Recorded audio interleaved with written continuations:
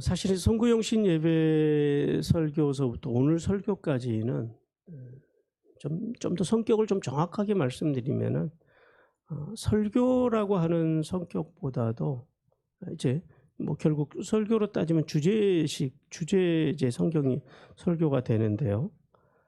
출애굽기와 로마서와 고린도 전후에서를 중심으로 해서 이제 인격 신앙에 대한 이제 말씀을 함께 나누고 있습니다. 나중에 이제 좀 더 보강을 하고 준비를 해서 할 수 있으면 나중에 작은 수책자로라도 이 내용을 좀 나중에 만들고 싶은 마음이 있습니다.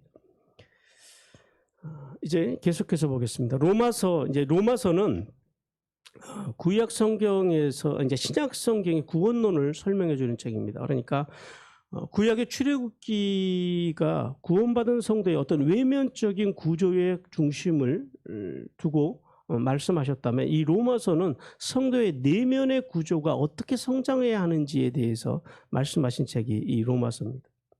그런데요, 재밌는 것은 이 출애굽기의 구조와 로마서의 구조가 거의 똑같아요. 그러니까 은혜, 구원, 그다음에 세례, 인격, 사역, 이렇게 분류를 했을 때 구조가 거의 똑같습니다. 로마서에는 약간 좀 9장에서 11장까지 실패한 이스라엘의 내용이 좀 껴있긴 한데요. 자, 먼저 1장에서 4장이 은혜입니다. 출애굽기로 말하면 1장에서 11장입니다. 이게 재밌는 거 퍼센트죠, 똑같아요. 그러니까 16장에서 4장이 거의 한 30% 정도에 들어가고요. 출애굽기도 이제 40장 가운데 11장이 거의 한 30% 정도가 되는데, 이제 이 은혜 단계를 통해서 복음신 예수께서 타락으로 인하여 심판 아래에 있는 우리를 찾아오신 사건을 은혜라고 합니다. 특별히 이 1장에서 로마서 1장에서 4장에서는 특별히 구약에서 믿음으로 의롭다함을 받은 대표인 아브라함, 그리고 회개함으로 이제 의롭다함을 받은 다윗, 이 두 분을 등장을 시켜서 우리가 예수 그리스도를 믿을 때만, 그리고 우리가 믿고 살아가다가 우리가 때로 죄에 넘어져도 슈브 하나님께로 다윗처럼 돌아왔을 때 하나님께서 이제 하나님 앞에서 우리가 온전히 의로워질 수 있다라는 말씀을 하십니다. 그리고 5장은 구원입니다. 출애굽기로 말하면 12장이죠. 은혜로 찾아오신 예수 그리스도를 믿을 때만 인간은 구원을 얻을 수 있다라는 거예요. 복음신 예수 그리스도를 믿음으로 이제 우리가 그분을 모셔드리고, 그래서 우리가 의롭다고 인정받은 성도가 하나님의 의가 될 수 있는 자격을 갖는 것은 우리가 어떤 공로가 아니라 오직 예수 그리스도의 은혜라는 거죠. 그 은혜로 구원받은 하나님의 사람들이 하나님의 영광을 찬양하고 생명 안에서 왕노릇하라라는 구원받은 사람의 삶의 목표에 대해서 이 5장에서 말씀합니다. 그 다음 6장 1절에서 5절까지는 세례입니다. 출애굽기로 말하면 13장과 14장에 속하는 그런 말씀인데요. 구원받은 성도가 이제 세례를 통해서 그리스도와 연합, 즉 동일시를 통해서 죄에 대하여 죽고 이제 의에 대하여 부활의 생명으로 살아나서 이제 하나님 앞에서 살아갈 것에 대해서 말씀하면서, 그렇게 그리스도와 연합해서 살아가는 사람들의 주시는 삶의 혜택에 대해서 이제 말씀하십니다. 자, 우리가 보세요. 구조가 지금 여기까지 똑같죠. 출애굽기하고 로마서가. 이 로마서와 출애굽기도 마찬가지로 이제 은혜로 찾아오신 예수 그리스도를 만나고 구원받고 그 다음에 세례받은 성도가 그 다음에 어디를 향해서 가야 하는지에 대해서 보여주시는데요. 이 로마서 6장 6절 이후를 크게 우리가 세 파트로 나눠볼 수 있습니다. 출애굽기는 크게 한 두 파트로 나눠볼 수가 있는데요. 여기는 세 파트로 나눠볼 수가 있어요. 첫 번째는 6장 6절부터 8장까지는 삼위 하나님의 인격으로 닮아가는 이 성화의 삶에 대한 말씀이고요. 그 다음에 두 번째는 9장에서 11장까지는 이제 하나님을 인격적으로 모시지 못하고 종교에만 빠져서 섭리와 주권을 거절하고 구원에 이르지 못한 실패한 이스라엘에 대한 이야기입니다. 그리고 12장에서 16장은 이제 그리스도인들이 살아야 할 삶의 자리, 즉 사역에 대한 말씀입니다. 우리가 12장에서 16장을 좀 더 세분해 보면은 이제 이래요. 12장 1절에서 8절까지는 어떻게 우리가 하나님을 예배해야 될 것인지. 그 다음에 12장 9절에서 16절까지는 지체들, 교회 안에서 몸인 교회 안에서 지체들을 어떻게 섬겨야 할 것인지. 그 다음에 12장 17절에서 13장 14절까지는 원수, 세상, 국가 어떻게 그리스도인으로서 이 사람들을 대해야 하는지. 그 다음에 14장 1절에서 16절까지는 연약한 성도들, 교회 안에서 연약한 성도들이 있잖아요. 이 성도들을 어떻게 섬길 것인지. 그 다음에 14장 17절에서 23절까지는 하나님의 나라를 사랑하는 성도들의 삶의 원칙에 대해서 말씀합니다. 그리고 15장 1절에서 21절까지는 복음의 제사장으로서 어떻게 세상 사람들을 섬겨야 하는지에 대해서 말씀하고, 그리고 마지막 15장 25절에서 16장 27절까지는 이제 구원받은 성도로서 합당한 교회 생활을 통해서 우리의 영향력을 어디까지 흘려보내라고요? 만물에게까지.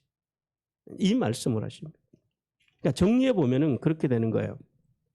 첫 번째 파트는 삼위 하나님의 인격에 대한 말씀입니다. 그러니까 6장 6절부터 23절 그리고 7장 8절은. 그다음에 두 번째 파트인 그 이제 9장에서 11장까지는 삼위 하나님의 인격으로 살지 못해서 실패한 이스라엘이 주는 교훈이에요. 너희는 그렇게 살지 말라라는 거예요. 인격을 우선시하면서 하나님의 교회를 세워가라고 말씀합니다. 세 번째 파트는 이제 삼위 하나님의 인격으로 훈련된 성도들 어떻게 살아야 되느냐라는 거예요.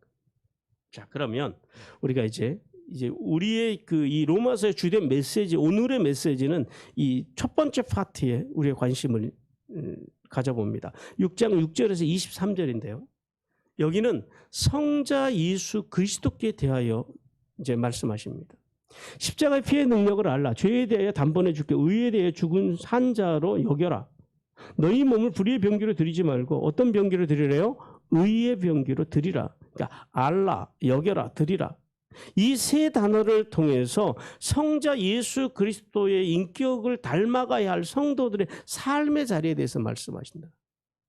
우리가 어떻게 성도로서 십자가의 피의 능력을 알고 그 다음에 우리가 의롭게 되었음을 우리가 여기고 그 다음 우리의 몸을 불의의 병기로 두지 않고 의의 병기로 드릴 수 있을까요? 그 힘이 어디서 나올까요? 바로 성자 예수, 그러니까 죄 없으신 예수 그리스도의 말씀에서 나온다는 거예요. 그러니까 성도가 힘 있는 신앙생활을 하려면 신앙의 출발점이 어디여야 돼요? 하나님의 말씀이어야 돼요. 기도도 말씀에 근거해서 해야 돼요.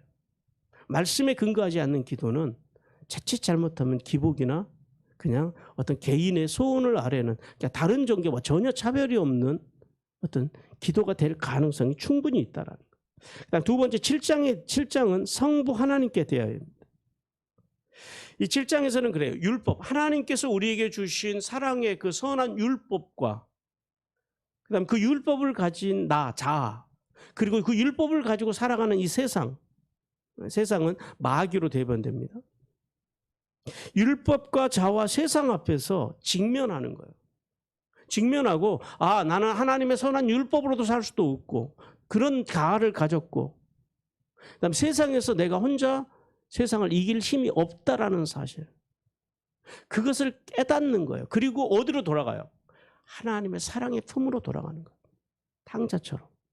혼자 살아갈 수 없는 존재임을 깨닫고 무엇으로도 우리는 하나님 앞에 설 수 없는 세상에서 홀로 설 수 없는 존재라는 사실을 깨닫고 하나님의 사랑의 품으로 돌아가는 것 거기에 대해서 7장에서 말씀합니다. 자, 그러면 성도가 하나님의 사랑을 누리는 곳이 어디예요? 예배입니다. 나중에 고린도후서와 연결하겠습니다만 예배예요. 그러니까 이 예배의 자리는 여러분이 가정에서 드리던 아니면 뭐 길거리에서 드리던 아니면 교회에 와서 드리시던 어느 곳에서 드리든 예배를 통해서는 성도들이 하나님의 사랑을 누려야 된다. 마치 엄마의 자궁 속에 있는 아이처럼 성도는 예배 속에 들어와서는 그런 안정감을 누려야 된다. 그럼 우리 교회 모든 예배위원들은 성도들이 그렇게 예배할 수 있도록 조금도 불편함이 없이 예배할 수 있도록, 그러니까 앞에 강대상을 꾸미는 거나 모든 예배당을 꾸미는 게 거기에 다 포커싱을 하는 거예요. 성도들이 와서 온전히 하나님만 예배할 수 있도록. 그래서 보시다시피 우리 교회는 예배당 앞에 뭐를 이렇게 눈에, 성도들 눈에, 뭐 저야 등지고 있으니까 모르겠지만은 성도들 눈에 거슬리는 것이 있지 않게 하기 위해서 애를 쓰고 있습니다.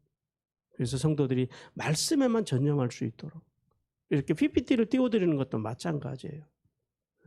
여러분이 하나님의 말씀에, 하나님의 음성에 집중할 수 있도록. 그래서 예배가 성도들에게 평안한 안식처, 휴식처, 하나님의 사랑이 누려지는 그런 곳이 되어야 한다는 것. 그 다음에 8장은 성령 하나님께 대하여입니다. 인간적인 육성을 버리고 중보자 되시는 성령님 안에 살아갈 때 성도는 구원의 길에서 이탈하지 않고 흔들리지 않는 구원의 소망을 갖게 된다는 거예요. 성도가 흔들리지 않을 수 있는 것, 그 다음에 우리가 육성을 부리고 성령을 쫓아간다라고 하는 것, 그것은 바로 기도의 자리에서 가능합니다. 기도의 자리. 이것이 하나님의 인격이라는 거예요. 출애굽기에 이어서 로마서에서도 우리에게 분명히 말씀해 주시는 것이 있죠. 은혜 받고 구원받고 세례를 받아서 예수 그리스도와 연합된 성도는 그 다음에 어디로 나가야 돼요? 삼위 하나님의 인격을 담는 자리로 나가야 된다는 거예요. 출애굽기에서 바로 가나안이 열리지 않았고 로마서에서도 하나님의 백성들은 바로 12장으로 점프하지 않아요. 사역으로 몰지 않는다라는 거예요. 사역으로 내몰지 않는다라는 거예요. 그리고 하나님께서는 세례받은 성도들, 그렇게 성화의 삶을 살아가는 성도들을 이렇게 성자, 성부, 성령, 뭐예요? 말씀과 예배와 기도의 훈련을 시키는 거예요. 이것이 삼위 하나님의 인격이에요. 그리고 이제 두 번째 파트에서는 우리에게 말씀하시는 그거예요. 믿음의 원리를 따르지 않다가 자기 의만 추구하다가 실패한 이스라엘. 그래서 9장에서는 이스라엘의 과거, 하나님께서 과거의 이스라엘을 뭘 잘해서 선택한 것이 아니라 하나님의 주권적인 선택으로 그들을 선택하셨다고 말씀하시고요. 10장에서는 그런데 현재 이스라엘이 그 하나님의 주권적인 선택을 받은 이스라엘이 교만해져 가지고 하나님의 의로 오신 예수 그리스도를 거절하고 그들이 구원에서 멀어져 갔다라는 거예요.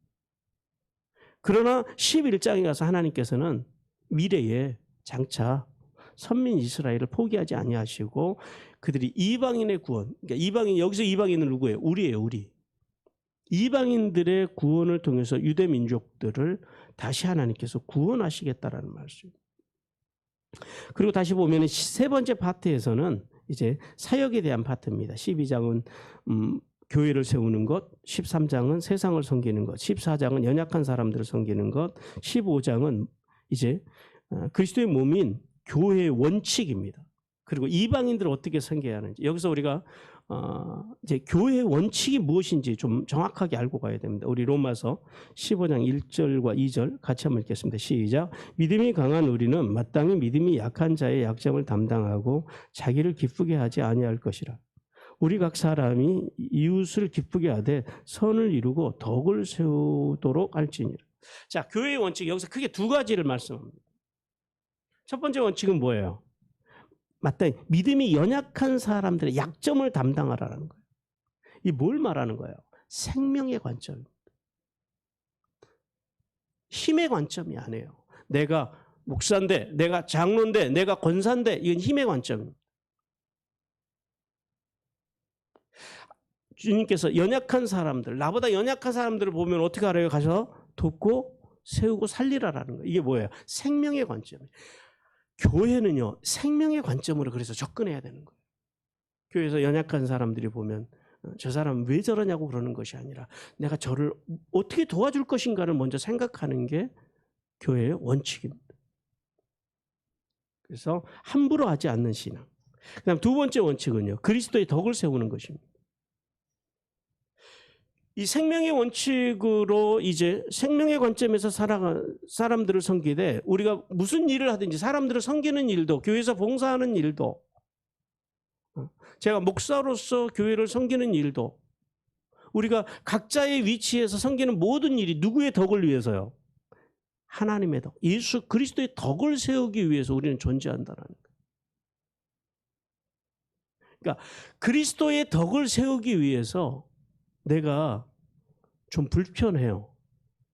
불편할지라도 그것이 주님께 덕이 돼요. 그러면은요, 그 불편을 우리가 감수해야 된다는. 근데 오늘날 보세요. 교회 안에서 본인이 불편하면은요, 그리스도의 덕이 아니라 자신의 덕을 위해서 살아가는 사람들이 쫙왕 있더라라는 거예요. 그리고 이제 16장에 가면은 교회의 몸의 완성에 대한 이야기를 하면서 교회가 몸의 완성을 통해서 어디까지 충만하게 하래요? 만물에게까지 충만하는 사역을 감당하라고 말씀합니다. 우리 로마서 16장 3절과 4절 같이 한번 읽습니다. 시작. 너희는 그리스도 예수 안에서 나의 동역자들인 브리스가와 아굴라에게 문안하라. 그들은 내 목숨을 위하여 자기들의 목숨까지 내놓았나니 나뿐 아니라 이방인의 모든 교회도 그들에게 감사하느니.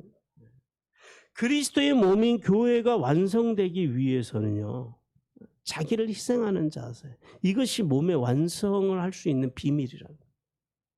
우리가 각자 그러니까 여러분이 지금 오늘 이 코로나 전국 속에서 영상으로 오늘 집에서 예배 드리는 것, 그것도 몸의 완성을 위한 여러분의 희생이에요. 가능하면 예배를 교회에 가서 드리고 싶죠. 그러나 그런 것들이 서로를 불편하게 하기 때문에 우리가 교회 안에서 서로 나 중심이 아니라 하나님의 교회를 세우기 위해서, 그리고 성도들을 세우기 위해서, 그리스도의 덕을, 하나님의 덕을 위해서 우리를 희생하는 것. 오늘 여기 브리스가와 아굴라는요, 자기를 교회 완성을 위해서, 몸의 완성을 위해서 어디까지 그가 희생을 했냐면 오늘 뭐라 그래요? 자기들의 목까지도 내놨다라는. 목까지. 참 인생을 살아가면서 우리가 이런 동역자, 이런 친구를 한 사람만 만날 수 있다면 사도 바울은 참 성공한 인생이에요. 자, 지금까지 우리가 살펴본 바와 같이 이 출애굽기 구조와요, 로마서의 구조가 똑같아요. 그렇죠? 로마서 특별히 우리가 이제 주목해 보는 것은 이 인격에 대한 부분입니다. 로마서 6장, 7장, 8장. 이것이 출애굽기 어디와 연결이 돼요? 수르광야, 신광야, 르비딤 광야와 연결이 됩니다. 또 이 구속사적으로는요, 성자, 성부, 성령. 그러니까 우리 개혁 신학에서 이 삼위일체의 순서가요, 항상 성자부터 출발합니다. 우리는 보통 성부, 성자, 성령 그러잖아요. 아니에요. 성경 다 보세요. 다 성자부터 출발해요. 우리가 축도도 그렇잖아요. 성자의 은혜, 여기서 성자부터 시작하잖아요. 그다음에 오늘 우리가 출애굽기에서도 무교절의 기례가 구속사적으로 성자입니다. 어쨌든 이것은 상식적으로 하나 두시고요. 자, 그리고 출애굽기와 아말렉과 이제 출애굽기에서 아말렉과 신의 광야를 통해서 사람과 교회와 하나님의 나라를 섬기는 사역을 훈련시키시는 것처럼 오늘 여기 로마서에서도 9장에서 11장은 실패한 이스라엘을 이제 대한 교훈을 언급하시고 난 다음에 이제 하나님께서는 이제 12장 이후에 그리스도의 몸인 교회를 세우기 위해서 우리에게 너희가 오직 마음을 새롭게 하고 변화를 받아서 하나님의 선하시고 기뻐하시고 온전하신 뜻이 분명히 알라라고 말씀하십니다. 그리고 이제 12장에서 16장은 이제 사역의 현장을 이야기합니다. 사역의 현장에 나가서 어떻게 살아야 돼요? 선지자로. 선지자는 뭐 하는 사람이에요? 하나님의 법을 지키는 사람, 말씀을 지키는 사람들이에요. 하나님의 말씀을 가지고, 그 다음에 제사장으로. 제사장은요, 품는 사람이에요. 12지파를 보석과 같이 가슴에 품는 사람이 제사장입니다. 그러니까 교회 안에서 우리의 삶의 현장에 나가서 가정에 가서 왼수 같은 사람이 있어도 보석같이 품어내라는 거예요. 이것이 하나님의 사람들, 구원받은 사람들, 그리스도 인격으로 거듭난 사람들이 해야 할 사명이라는 거예요. 1%의 가능성만 있어도 품으라는 거예요. 목에 숨만 붙어 있어도 품고 살려내기 위해서 애쓰라라는 거예요. 그리고 왕으로 가서 도와주는 거예요. 내가 힘이 있으면 그 힘을 가지고 가서 사람들을 도와주는 거예요. 어디 가서요? 삶의 현장 속에 들어가서.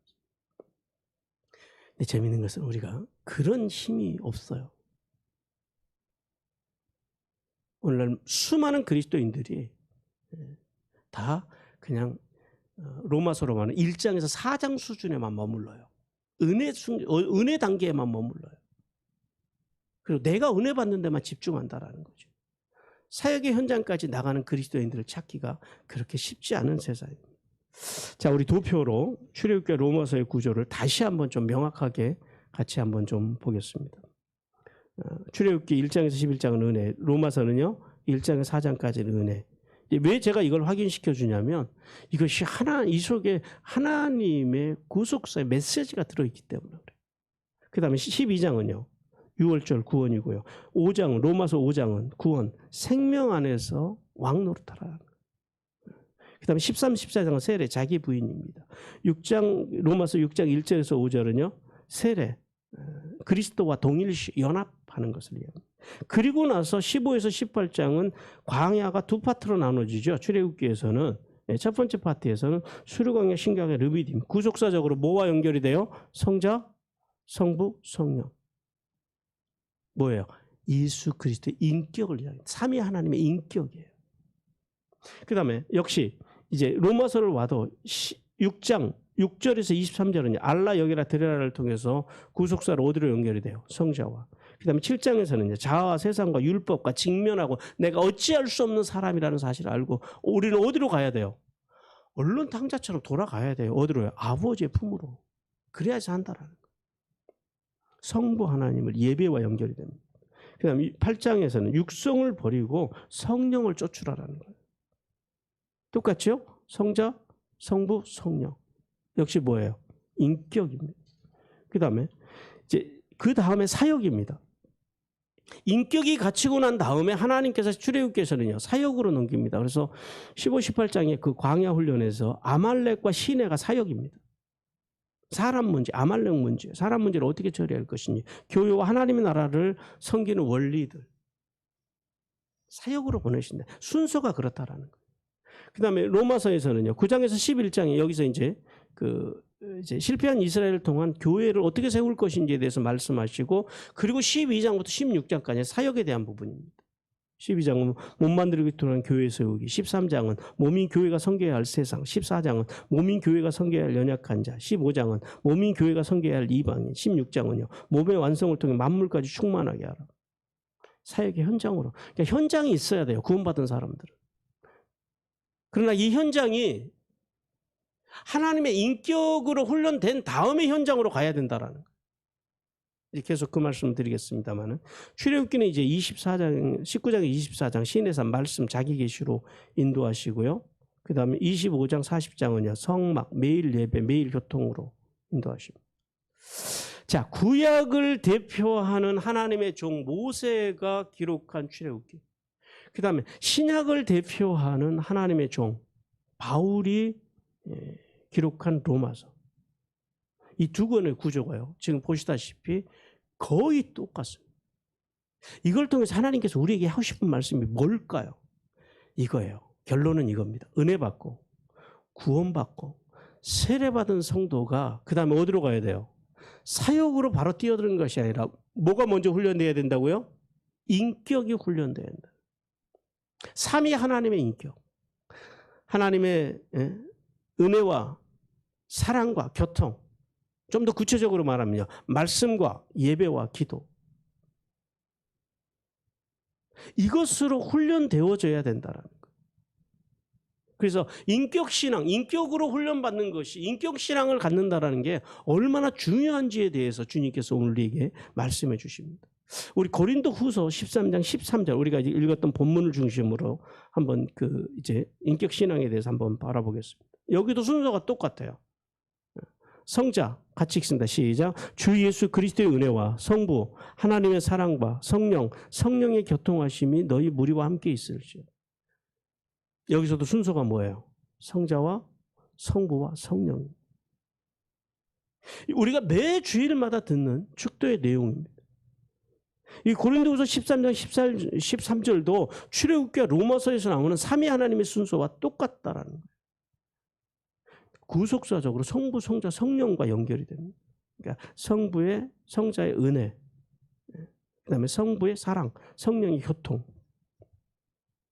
자, 그래서 이제 우리가 이 시간 로마서와 출애굽기와 고린도후서를 하나로 연결해 보면 결론이 이렇게 됩니다. 성자의 은혜는 죄 없으신 예수 그리스도의 말씀에서 나온다라는 사실입니다. 성자의 은혜가 어디서 나온다고요? 죄 없으신 예수 그리스도의 말씀에서 나오는 거예요. 그 다음에 성부의 사랑은요, 하나님을 으뜸으로 모시는 예배의 자리에서 나온다라는 거예요. 세 번째는요, 성령의 교통은 육성을 버리고 기도하는 자리에서 나온다라는 사실을 알게 합니다. 결국 매일의 삶 속에서 성도들이 말씀과 예배와 기도의 삶을 살아가게 하는 것, 그 속에서 하나님의 은혜를 누리고 사랑을 누리고 교통을 누리는 것, 그리고 삶의 자리에 나가서 만나는 사람들마다 은혜를 흘려보내고 퍼주는 게 아니에요. 플로잉의 개념입니다. 그리고 사랑을 흘려보내고 교통을 흘려보내는 것, 이걸 뭐라 그런다 한마디로 말해서 이거를 인격이라고 그래요. 삼위 하나님의 인격, 구속사적으로는 그리스도의 인격. 왜 인격신앙이라고 인격신앙을 말하는지 우리가 그 이유를 알아야 합니다. 말씀으로 충만하여 은혜를 베푸는 삶, 은혜를 흘려보내는 삶이 이게 성자의 인격이고요. 예배를 통해서 하나님의 사랑을 누리고 삶의 자리에 나가서 이 사랑을 내 가족들에게, 내 이웃들에게, 친구들에게, 만나는 사람들에게 흘려보내는 게 이게 성부의 인격이에요. 그리고 기도를 통해서 성령님과 교통하듯이 만나는 사람들과 서로 소통해 주는 거예요. 주님께서 내 말을 경청해 주시듯이 나도 누군가의 말을 경청해 주고 공감해 주고 지지해 주고 격려해 주고 동기부여해 주고, 이게 뭐라고요? 이게 성령의 인격이에요. 여러분, 이제 인격 신앙이 뭔지 이제 좀 감이 좀 오십니까? 이게 하나님의 인격이라는 거예요.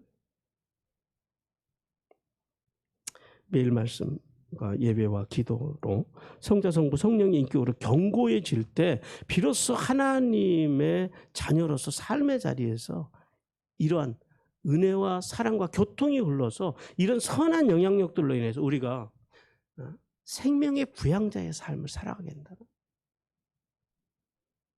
우린 지금까지 로마서, 출애굽기, 그 다음에 고린도후서 13장 13절을 통해서 구원의 과정을 통하여 하나님의 인격이 채워지지 않는 신앙생활은 결국 종교가 될 수밖에 없다는 사실을 이제 알았습니다.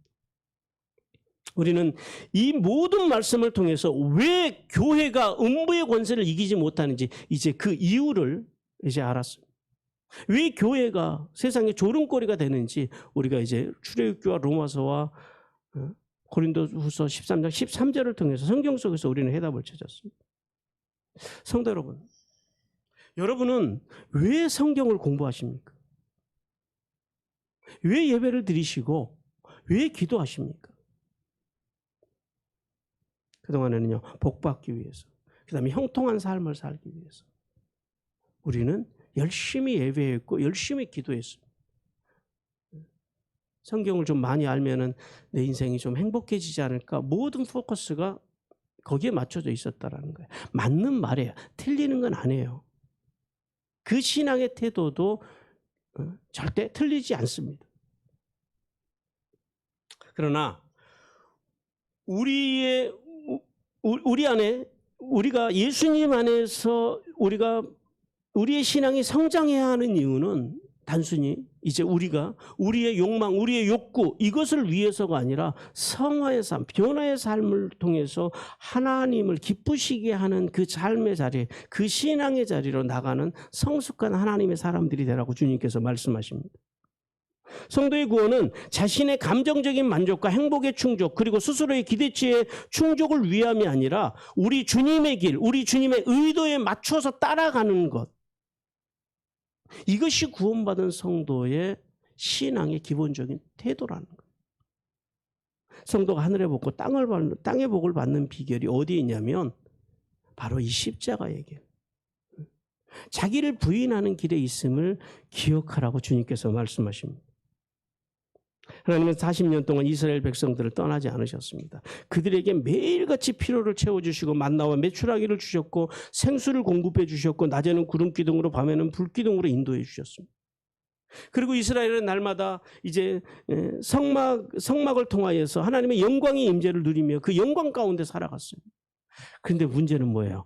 출애굽한 군대로 부르심을 받은 60만 3,550명 중에 가나안이 열려서 가나안에 들어간 사람 몇 명이라고요? 2명밖에 없어요. 이 광야의 백성들은 풍성한 하나님의 공급이 있었고 그리고 성경 속에서 가장 위대했던 지도자 모세를 모시고 살았던 민족입니다.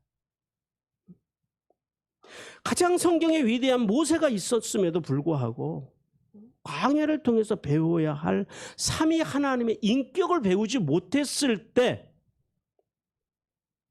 그 인격으로 훈련되어지는데 실패했을 때 그들에게는 언약의 땅이 열리지 않았다라는 사실을 기억하시길 바랍니다. 우리가 큰 교회를 다니고 유명한 목사님을 만나고 그렇다고 해서 우리에게 인생의 구원의 길이 열리는 게 아니에요. 우리 성경 같이 읽습니다. 민수기 14장 28절에서 30절까지 같이 한 목소리 읽어봅니다. 시작. 그들에게 이르되 여호와의 말씀에 내 삶을 두고 맹세하노라. 너희 말이 내 귀에 들린 대로 내가 너희에게 행하리니 너희 시체가 이 광야에 엎드러질 것이라. 너희 중에서 20세 이상으로 계수된 자 곧 나를 원망하는 자 전부가 여분네의 아들 갈렙과 눈의 아들 여호수아 외에는 내가 맹세하여 너희에게 살게 하리라 한 땅에 결단코 들어가지 못하여. 그들이 그 땅에 들어가지 못한 게 여기서 주님께서 뭐라고 그래요? 내 귀에 들린 대로 갔겠다라는. 시간만 나면 불평하는 거예요. 우리가 들어갈 수 있을까? 대로 애굽으로 가는 게 낫겠지. 이 힘든 광야에 사느니 빨리 죽었으면 좋겠다. 그러니까 하나님께서 그 말이 들리시니까 그래 네 소원대로 해줄게. 그리고 광야에서 다 엎드려져 준 거예요. 여기서 광야에서 엎드려질 것이다. 이 말씀이요. 무슨 말이냐면 이게 우리가 살충제를 하면은 벌레들이 막 바닥에 이렇게 이렇게 깔려서 죽잖아요. 그런 광경을 의미하십니다. 하도 많이 죽어가지고 시체를 거둘 만한 걷어서 묻어줄 만한 틈이 없는 거예요. 그런 광경을 연상하시면 됩니다. 우리 히브리서 3장 17절도 같이 한번 읽어봅니다. 시작. 또 하나님이 40년 동안 누구에게 노하셨느냐? 그들의 시체가 광야에서 엎드려져 범죄한 자들에게가 아니냐. 하나님의 공급 속에서 살고 그 위대한 지도자 모세를 모시고 살고 그랬음에도 불구하고 그들이 왜 광야에서 이렇게 엎드려졌냐. 그들의 범죄. 어떤 범죄예요? 하나님의 인격으로 훈련되어져 가지 아니하고 하나님의 인격을 닮아가지 아니하고 말씀과 예배와 기도로 성숙하고 성장하지 아니하고 육성으로 여전히 애굽에서 익숙했던 과거에 우리가 구원받기 이전에 익숙했던 그 삶의 방식들, 세상과 애굽에서 살았던 그 삶의 방식 그대로 그 사고 속에서 살아가는 그 사고의 틀에 갇혀 살아가는 그것이 범죄예요. 타락이 뭐라 그랬어요? 지난 송구영신 예배 시간에요. 말씀과 예배와 기도 이 원칙으로 살지 못하는 것이 그게 타락이에요. 무슨 가서 돈을 막 쓰고 몸을 막 하고 이게 타락이 아니에요. 물론 그것도 타락은 아닌 건 아니지만은 그리스도인의 타락은 뭐냐면 말씀과 예배와 기도가 없는 것이 그리스도인의 타락이라는 사실을 기억해야 합니다. 내가 아닌 그리스도로 살도록 돕는 것 그것이 광야예요. 광야를 통과하는 성도는 마음과 생각의 훈련을 거부하고 끊임없이 육성으로 광야에서 헛갈리는 인생을 산다면 구원을 경험했다 할지라도 결국 하나님의 나라에 이를 수 없고 광야에서 죽을 수밖에 없다는 사실을 기억해야 합니다. 우리가 여기서 분명히 기억해야 할 것은 구원받고 세례받은 것이 하나님의 사람으로서의 완성이 아니다라는 거예요. 우리는요, 하나님의 나라 갈 때까지 우리는 계속해서 완성을 향해서 나아가는 미완성의 존재라는 사실을 깨달으시기 바랍니다. 내가 한 번 구원을 경험했다 그래서 구원이 거기서 끝나는 게 아니에요. 구원을 잘 경영하지 못하면 어떻게 돼요? 그러면은 사울과 같이 될 수 있다라는 거예요. 이스라엘의 초대왕 사울은요, 겸손한 청년으로 시작했지만은 이제 그가 인격적으로 정화된 깨어진 이 광야의 시간을 거치지 않고 바로 사역으로 들어감으로 인해서 그가 세상 사람들처럼 권력과 성공 앞에서 쉽게 변질되어 버렸습니다. 우리 사무엘상 15장 12절 말씀 같이 읽습니다. 시작.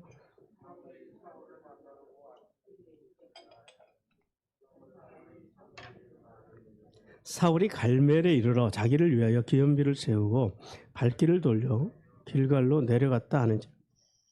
변질된 사울, 처음에는 겸손한 청년으로 시작했던 그 사울이 변질되고 나니까요, 이젠 전쟁에서 하나님께서 전쟁의 승리를 주셨는데 그 전쟁의 승리를 가지고 하나님 앞에 영광을 돌리는 것이 아니고 자기를 위해서 기념비를 세우고 하나님의 영광을 가로채는 자리로 나아가게 됩니다. 이것이 인간이에요. 성도 여러분, 우리 같이 한번 이 글을 한번 읽어봐요. 같이 한번 읽습니다. 시작. 성도를 온전한 하나님의 사람으로 만드는 것은 기름 부음이 아니라 뭐라고요? 인격. 기름 부음을 받아야지 충만해지는, 물론 맞아요. 그러나 그것을 그 기름 부음을 완성해 가는 건 뭐예요? 인격이라는 거예요. 인격. 인격이 없으니까 오늘날 한국 교회를 다니는 사람들이 다 망가지는 거예요. 믿음의 사람들이 그래서 이제 먼저 그리스도의 인격으로 살아가야 됩니다. 그리스도의 인격이 형성되지 않으면 아무리 사역에 성공했다 할지라도 망할 수밖에 없는 구조를 가지고 있다는 사실을 알아요. 광야는 그러므로 이제 구원받은 성도가 정화되고 삼위 하나님 인격으로 다듬어지는 곳입니다. 이 고난의 영광로라는 광야를 통해서 참된 하나님의 사람으로 만들어집니다. 그리스도의 인격을 닮아 사역으로 나아가는 데 있어서 우리가 이제 날마다 성자의 은혜, 성부의 사랑, 성령의 교통, 즉 말씀과 예배와 기도, 이 본질을 가지고 나가야 된다. 오늘날 우리 한국 교회가 불행해진 것은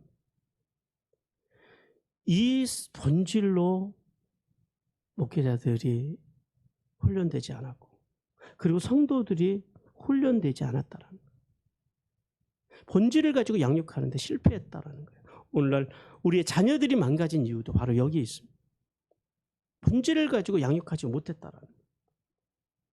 그리스도 인격으로 훈련되기보다는 눈에 보이는 예배당의 크기, 성도의 수, 그리고 전도, 선교, 문화, 복지 등 사역에만 추정했기 때문에 예수님을 믿고 변화된 듯 보였지만은 인생의 광야를 만나면 마음과 생각을 관리하지 못하고 쉽게 익숙한 부정적인 세상의 가치로 돌아가 버리는 수많은 목회자들, 수많은 성도들, 그들은 하나님의 아픔입니다.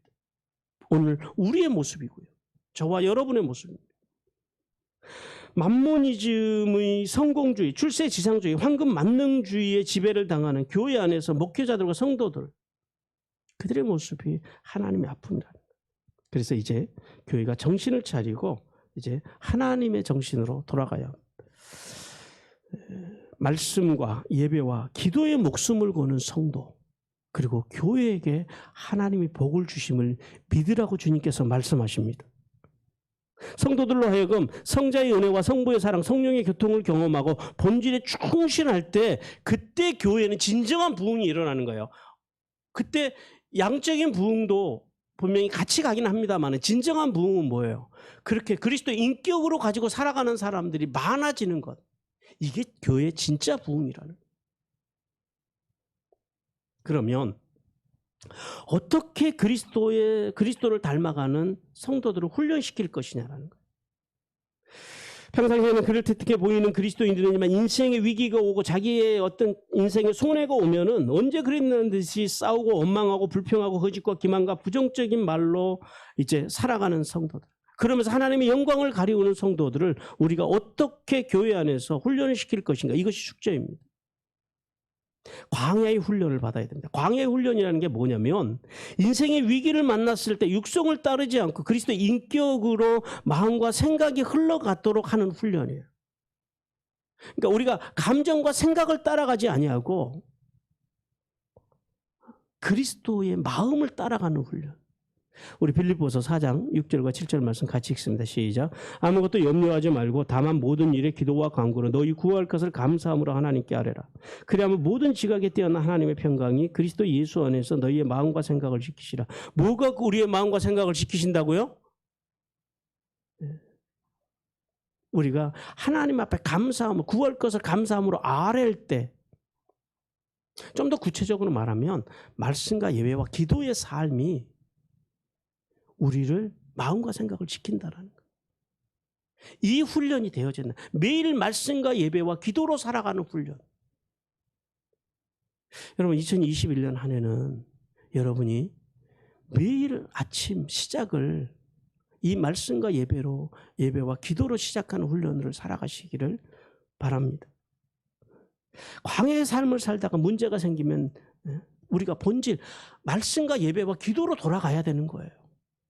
그런데 우리는요, 이 본질이 아니라 자꾸 세상 우리가 익숙했던 악을 향해서 달려갑니다. 사울은 자신의 왕권을 위협하자 그 다윗을 죽이기 위해서 이제 그 청년 시절에 그 겸손하고 고상한 인격을 버려버립니다. 그리고 졸장부의 인생으로 그는 변질되어 버립니다. 그런데요, 다윗은 어떻습니까? 목동 시절부터 그는 하나님의 인격으로 살아가던 사람이에요. 늘 목동 시절부터 하나님의 말씀으로 하나님을 예배하고 하나님께 기도하면서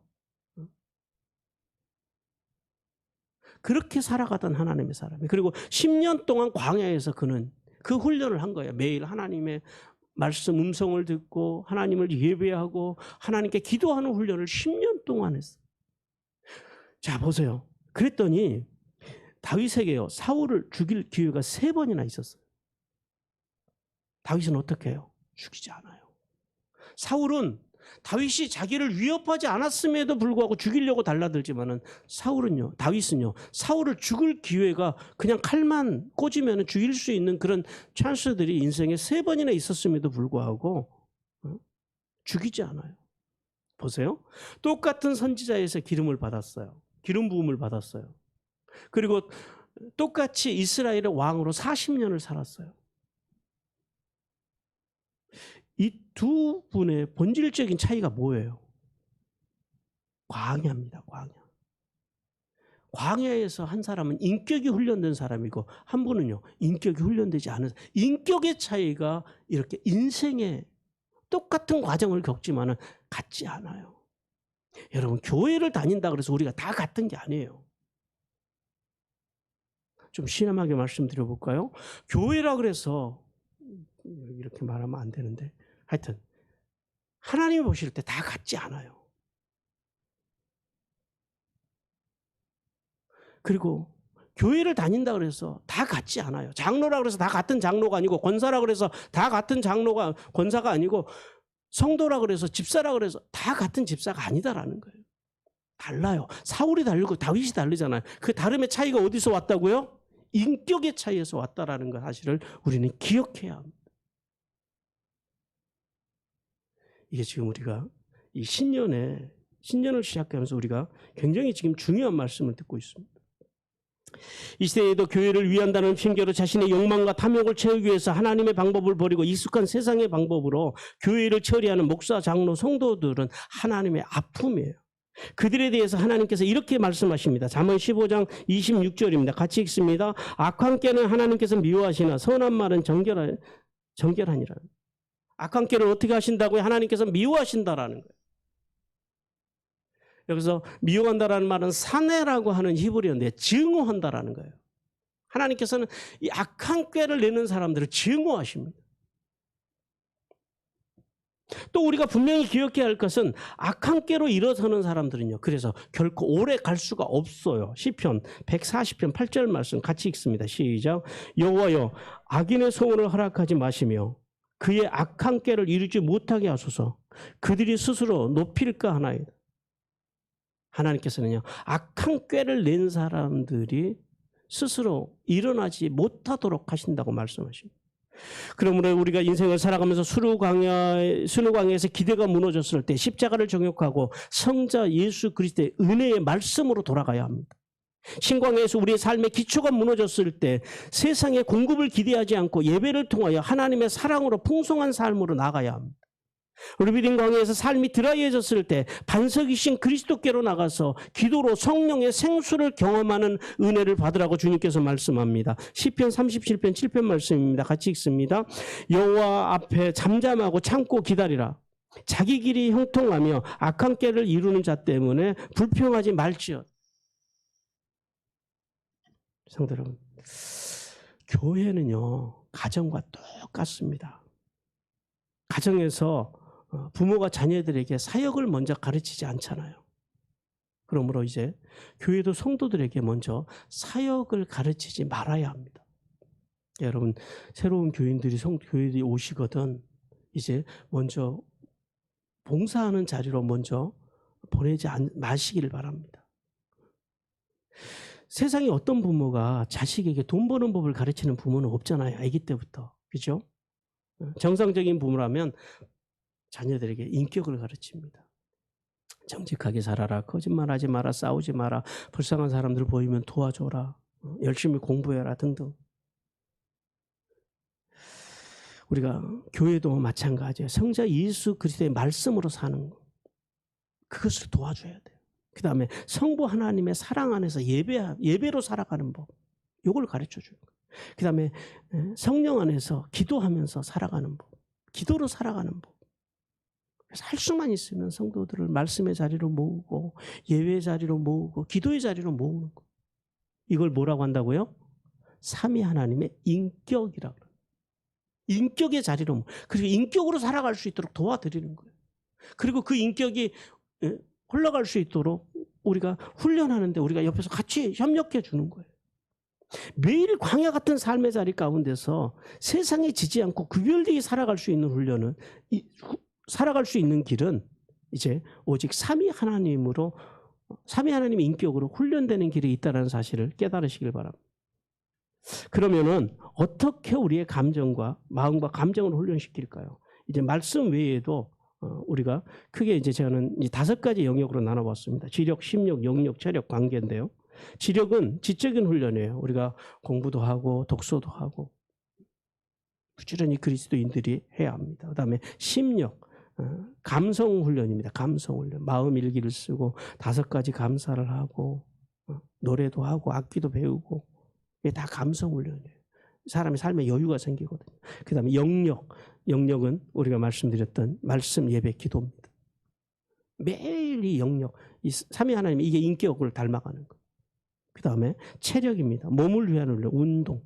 약도 잘 드시고 이제 우리가 나이 먹으니까 약도 먹어야 되잖아요. 약도 잘 챙겨 드세요. 그다음에 관계. 성도들과 서로 문자도 하고 전화도 하고. 이제 우리 교회 카톡에서 이제 우리가 많은 것을 나누는데요. 이제 그렇게 같이 서로 지지하고 격려하고, 그다음에 선한 일도 하고, 뭐 집에서 뭐 이런 뭐 설거지, 쓰레기, 식사 대접하는 거 다 관계면. 매일 이 5가지 영역에서 자신이 행할 수 있을 만큼의 분량을 정해서 스몰 스텝 전략을 할 수 있는 만큼 과하게만 안 돼요. 스몰 스텝 전략으로 실행하면서 매일 그것을 기록하는 훈련을 하면 좋습니다. 매일 5가지 영역에서 자신을 점검하고 훈련한다면 인생의 광야를 만났을 때 느낌과 생각으로 살지 않고 뭘로 살게 되냐면 하나님의 기준, 하나님의 인격으로 살아갈 수 있게 된다라는 거예요. 이게 처음에는 힘듭니다. 그래서 나중에 이제 이 훈련도 우리가 할 거예요. 조금 시간이 지나고 나면 이제 기본적으로 우리가 이전에 해야 될 것들이 좀 있거든요. 그래서 근데 이게 이제 여러분이 100일 동안 할 수 있도록 제가 도와드릴 겁니다. 100일 동안. 뭐든지요. 한 가지를 100일 동안 하면은 이게 그 습관이 되거든요. 습관을 만드는 게 중요해요. 매일 이렇게 하나님의 인격으로 살아가는 훈련의 습관들. 그래서 이제 이러한 훈련된 성도들이 결국 세상을 이길 수 있는 성도들로 성장하게 된다는 사실을 깨닫기를 주님께서 원하십니다. 사랑하는 성도 여러분, 우리는 지난 정구영신 예배부터 이제 인격 신앙에 대한 말씀을 드렸습니다. 예수님을 믿어도 변하지 않는 이 시대의 그리스도인들의 문제, 그 문제를 우리는 출애굽기와 로마서를 중심으로 해서 이제 고린도후서 13장 13절을 통해서 주님의 음성을 듣고 해답을 찾아왔습니다. 우리가 신앙생활뿐만 아니라 사회생활에서도요. 인격 없이 출세하면 어떻게 돼요? 다 망가지고 사고치고 뭐 감옥 가는 사람도 우리가 많이 보잖아요. 결국 무너질 수밖에 없다라는 거예요. 여러분 참된 신앙과 인생의 성경은 어디에서 나오냐면 인격에서 나온다는 사실을 깨달으시길 바랍니다.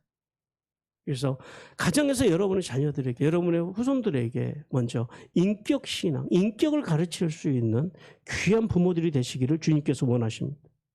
인격은 마음에서부터 시작돼요. 그래서 마음 관리를 하는 것부터 시작하는 거예요.